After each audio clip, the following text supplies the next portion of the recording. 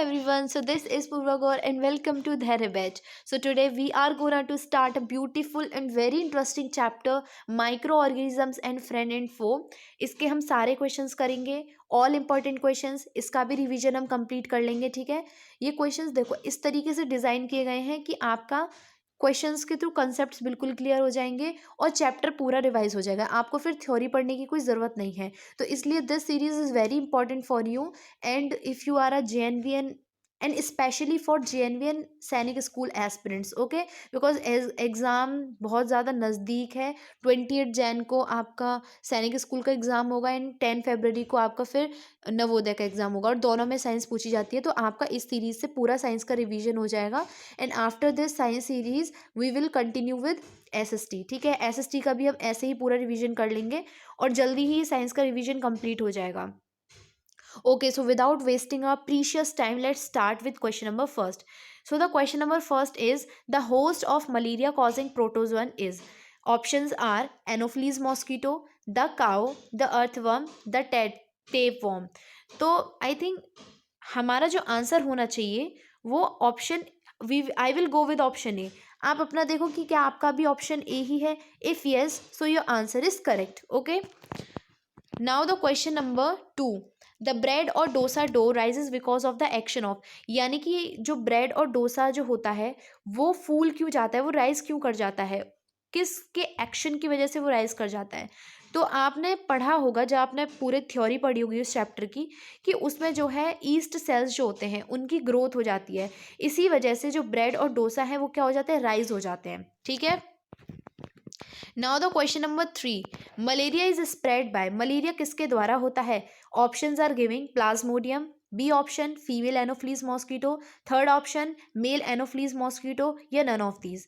तो देखो जो मलेरिया होता है वो हमारा एनोफ्लीज मॉस्किटो देखो फीमेल एनोफ्लीज मॉस्किटो जो होती है वो मलेरिया कॉजिंग होती है. ठीक है, लेकिन आपने एक और देखा होगा डेंगू किसके द्वारा होता है. आपने पढ़ा होगा कि डेंगू भी जो है प्रोटोजोआ से ही होता है, लेकिन वो हमारा कौन सा होता है, एंड वो होता है हमारा एडीज मॉस्किटो. ठीक है, वो एडीज के द्वारा होता है. इसमें कंफ्यूज नहीं होना है. मलेरिया होता है एनोफ्लीज के द्वारा और जो हमारा डेंगू होता है वो एडीज के द्वारा होता है. ठीक है, now the question number 4. Protozoa is shaped like a slipper is. जिसकी एक ऐसा प्रोटोजोआ जिसकी जो शेप होती है वो एक स्लिपर की तरह होती है, तो वो अमीबा होता है क्या, पैरामीशियम होता है, एंगलिना होता है या एंटामीबा होता है. तो आपने देखा होगा जो पैरामीशियम होता है उसकी जो शेप होती है वो एक स्लिपर की तरह होती है. स्लिपर मतलब जानते हैं चप्पल जो होती है ना, उसकी तरह. ठीक है,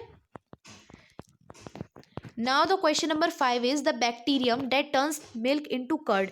एक ऐसा बैक्टीरिया जो कि मिल्क को कर्ड में कन्वर्ट कर देता है, उसका नाम क्या है. लैक्टोबैसिलस, एसिटोबैक्टर, राइजोबियम या नन ऑफ दीज. तो देखो आप ना क्वेश्चंस अगर पढ़ रहे हो, अगर आपको ऑप्शंस में थोड़ा बहुत कन्फ्यूजन है तो आपको एलिमिनेट करना आना चाहिए. राइजोबियम तो हो नहीं सकता क्योंकि वो तो हमने पढ़ा था कि लेग्यूमिनस प्लांट जो होते हैं उनकी रूट नोड्यूल्स में पाया जाता है. ठीक है, एसिटोबैक्टर ये तो शायद नहीं होगा, है ना. नन ऑफ दीज भी नहीं होगा क्योंकि यहाँ पे एक हमें आंसर दे रखा है ऑलरेडी. सो लैक्टोबैसिलस जो होता है वो एक ऐसा बैक्टीरिया होता है जो कि हमारा मिल्क को कर्ड में कन्वर्ट कर देता है. ठीक है, question number 6. The bacteria was first observed by. सबसे पहले बैक्टीरिया किसने ऑब्जर्व किया था. लुइस पाश्चर ने, एंटी वॉन ल्यूवेनहॉक ने, रॉबर्ट होक ने या रॉबर्ट कोच ने. तो very easy question, I think आप सबको इसका आंसर पता होगा. तो option B will the correct one, Antony van Leeuwenhoek ने. ठीक है, now the question number 7. Virus reproduce. Options are giving only outside the cells of the host organism, only inside the cell of the host organism, both inside and outside the cell of host organisms या none of these.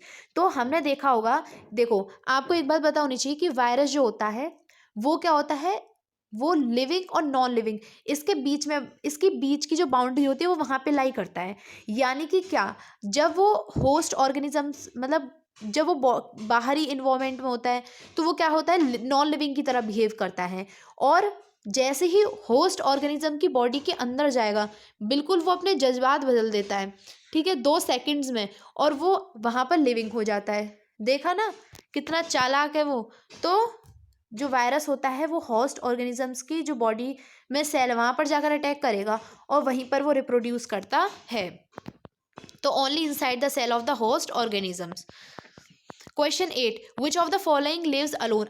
अकेला कौन रहता है? Amoeba, fungi, bacteria, all of these. तो आपने देखा होगा कि जो अमीबा होता है वो अकेला होता है, ठीक है, लेकिन जैसे कि हमारे फंजाई वगैरह हो गए, ये हमारी इनकी कॉलोनीज होती हैं पूरी, ठीक है। नाउ द क्वेश्चन नंबर, देखो यहाँ पे भी रीजन में भी यही लिखा हुआ है, amoeba lives alone where as fungi and bacteria lives in colonies.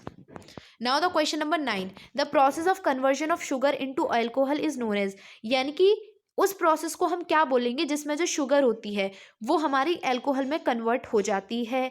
तो ये क्या होती है? पेस्चराइजेशन होता है, या फर्मेंटेशन होता है, डिकम्पोजिशन होता है, या नन ऑफ दीज। तो इसका आंसर बहुत ईजी है, जब शुगर अल्कोहल में कन्वर्ट होती है तो उसे हम क्या बोलते हैं? Fermentation. Now the question number 10, the in pasteurisation the milk is heated to about. आपने देखा है जो पेस्चराइजेशन है वो किसके द्वारा डिस्कवर किया गया था? तो pasteurisation was discovered by Louis Pasteur, ठीक है, ये भी आपको याद रखना है, ये भी क्वेश्चन बन सकता है, एक बार ही आया था ये JNV में भी प्रीवियस क्वेश्चन में। ओके, तो question 10, options are giving 100 degree Celsius, 50 degree Celsius, 70 degree Celsius या 110 डिग्री सेल्सियस। तो option C will be the correct one. 70 degree Celsius पे जो पेस्चराइजेशन में क्या होता है, मिल्क जो है वो हीट होने लगता है, ठीक है। In pasteurization milk is heat about to 70 degree Celsius, यहाँ पर वो 70 डिग्री सेल्सियस पर आकर इतने पे मिल्क वो हीट होता है, ठीक है। और फिर आपने देखा 10 to 15 सेकेंड्स के बाद बिल्कुल उसे एकदम से ठंडा कर देते हैं, तो इसमें जितने भी बैक्टीरियाज वगैरह होते हैं वो सारे किल हो जाते हैं। तो ये भी एक मेथड होता है। In pasteurization milk is heated to about 70 degree Celsius, यहाँ से पहले उसको 70 डिग्री सेल्सियस के अबाउट उसे हीट किया जाता है, और फिर 15 to 30 सेकेंड्स पर उसको सडनली एकदम से जो है चिल कर लिया जाता है, फिर उसे स्टोर कर लिया जाता है। ओके, तो आपने देखा होगा जो ये वाले जो मिल्क आता है पैकेट्स वाले, वो पेस्चराइज्ड मिल्क होता है, ठीक है। Question number 12, the bacterium living in the root nodules of leguminous plant is. तो ये तो बहुत ईजी है, तो हमने पहले भी पढ़ चुके हैं, तो कौन सा होता है? Rhizobium. Question number 13, the atmospheric nitrogen is used for the synthesise of. जो एटमॉस्फेरिक नाइट्रोजन होती है वो किस चीज़ के सिंथेसाइजिंग करने के लिए यूज की जाती है? Plant proteins, animal proteins, plant carbohydrates, या नन ऑफ दीज। तो option A will be the correct one, plant proteins. Now the question number 14, the percentage of nitrogen in the atmosphere. Atmosphere में nitrogen की क्या percentage है, मतलब percentage उसकी कैसी रहती है? परसेंटेज रोज़ बढ़ जाती है, रोज़ कम हो जाती है, या वो हमेशा कांस्टेंट या लेस कांस्टेंट रहती है, या फिर हम इसके बारे में कुछ कह ही नहीं सकते। तो आपने देखा होगा कि वो पूरी एक नाइट्रोजन साइकिल के बारे में हमने पढ़ा होगा। अगर हम उसको अच्छे से डिटेल्ड पढ़ें, ठीक है, डिटेल में जाकर के उसे पढ़ें, तो आपने देखा होगा कि नाइट्रोजन जो होती है, ठीक है, वो हमारी एटमॉस्फेयर में कांस्टेंट या लेस कांस्टेंट रहती है, ठीक है, वो कभी बढ़ती या घटती नहीं। आपने देखा होगा जो उसका रेशियो होता है ना, परसेंटेज होती है, वो सेम रहती है। Now the question number 15, which of the following is preservatives. इसमें से प्रिजर्वेटिव्स कौन सा है? Sodium benzoate, common salt, vinegar, या ऑल ऑफ दिस। तो आपने देखा होगा कि ये सारे ही प्रिजर्वेटिव्स हैं, सोडियम बेंजोएट भी प्रिजर्वेटिव है, कॉमन सॉल्ट और विनेगर, ठीक है। तो option D will be the correct one. Now the question number 16, hepatitis A is transmitted through. जो हेपेटाइटिस ए होता है वो किसके द्वारा ट्रांसमिट होता है? वाटर के द्वारा, एयर के द्वारा, फूड के द्वारा, या कॉन्टैक्ट के द्वारा। तो कौन सा ऑप्शन ठीक होना चाहिए? तो मैं तो ऑप्शन ए की तरफ जाऊंगी, आपका भी शायद यही ऑप्शन होगा, ठीक है। So option A will be the correct one. Now the question number 17, communicable diseases are spread from an infected person to healthy person through. जो कम्युनिकेबल डिसीजेज होते हैं वो इन्फेक्टेड पर्सन से हेल्दी पर्सन में किसके द्वारा जो होते हैं वो स्प्रेड होते हैं? एयर के द्वारा, वाटर के द्वारा, फूड के द्वारा, या ऑल ऑफ दिस। तो आपने देखा होगा जो कम्युनिकेबल डिसीजेज होते हैं वो एयर के द्वारा भी, वाटर के थ्रू भी, फूड के थ्रू भी, और फिजिकल टचिंग के थ्रू भी वो स्प्रेड हो जाते हैं, ठीक है। तो इसलिए तो एक मिनट, तो इसलिए तो बोलते हैं कि अगर कोई इन्फेक्टेड पर्सन है हमें उसकी कोई भी चीज़ को टच नहीं करना चाहिए, उसके साथ खाना नहीं खाना चाहिए, मतलब उसको पूरा आइसोलेट कर देना चाहिए, ठीक है। Now the question number 18, a group of microorganisms that have the characteristics of both living and non-living। मैंने आपको बताया था इनमें से एक वो छुपा रुस्तम है जो कि अपने होस्ट ऑर्गेनिज्म की बॉडी में जाकर जज्बात बदल देता है। तो वो कौन था? वो वायरस था, ठीक है। Virus will be the correct one. Okay, question number 19 is the process by which alcohol and carbon dioxide are produced by yeast cell. किस प्रोसेस के थ्रू जो कार्बन डाइऑक्साइड है और जो एल्कोहल है वो ईस्ट सेल प्रोड्यूस करते हैं? रेस्पिरेशन होती है, डाइजेशन होता है, इवापोरेशन होता है या फर्मेंटेशन होता है? तो option D will be the correct one, fermentation.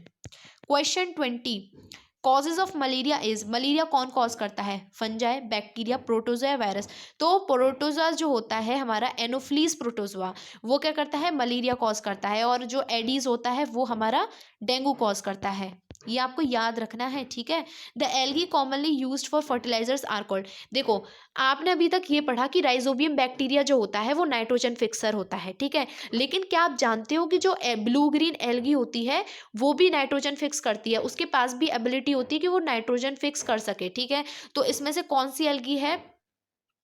अब देखो, फर्टिलाइजर्स में एनपी के फर्टिलाइजर्स पढ़े थे तो उसमें नाइट्रोजन भी आती है, तो इसलिए blue green algae will be the correct answer. Now the question number 22. पहले इसका रीजन पढ़ लेते हैं, आपको और अच्छे से क्लियर हो जाएगा. Blue green algae are used as fertilisers, okay, because they can fix atmospheric nitrogen. It is also okay to usable compounds which help in the crop growth and improve the water holding capacity of soil. Now the question number 22. अरे अरे, इसका तो answer दिख गया, but कोई बात नहीं. विच of the following drug is an antibiotic. इसमें से कौन सा ड्रग जो है, वो वाला ड्रग नहीं, वो मेडिसिन जो होती है ना उसको भी हम वही बोलते हैं, ठीक है. तो ड्रग इज एन एंटीबायोटिक, तो इसमें से कौन सा ड्रग एंटीबायोटिक है? तो एल्कोहल, स्ट्रेप्टोमाइसिन, इंसुलिन या नन ऑफ दीज? तो streptomycin drug is an antibiotic. Now the question number 23. यहाँ पर दे रखा है लेप्रेसी इज कॉज्ड बाय.